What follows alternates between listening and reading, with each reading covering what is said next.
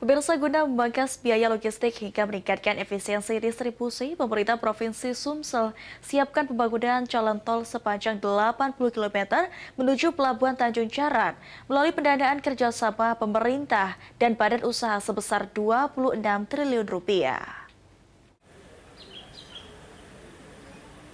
Digadang-gadang akan menjadi gerbang utama konektivitas ekspor-impor berbagai komoditas unggulan, pembangunan Pelabuhan Tanjung Jarat terus dikebut oleh pemerintah Provinsi Sumatera Selatan. Saat ini untuk tahap awal, pemerintah Provinsi Sumatera Selatan akan melakukan pembangunan jalan tol menuju Pelabuhan Tanjung Jarat dengan panjang 80 km yang menelan anggaran hampir 26 triliun rupiah, berasal dari pendanaan kerjasama pemerintah dan badan usaha. Untuk mewujudkan hal tersebut telah dilakukan penandatanganan nota kesepahaman MOU.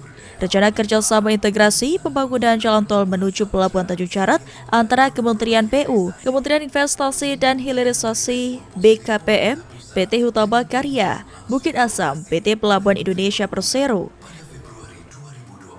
MOU ya untuk rencana pembangunan tol ya.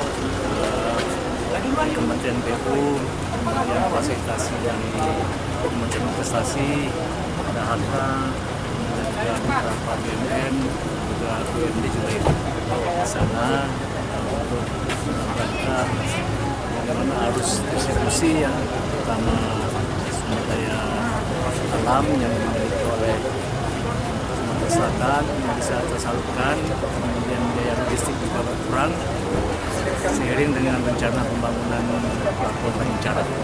Itu panjangnya berapa, Pak? Lebih kurang 80 km.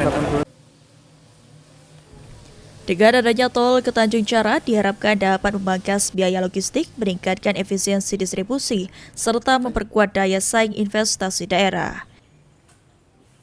Eki Saputra, PAL TV.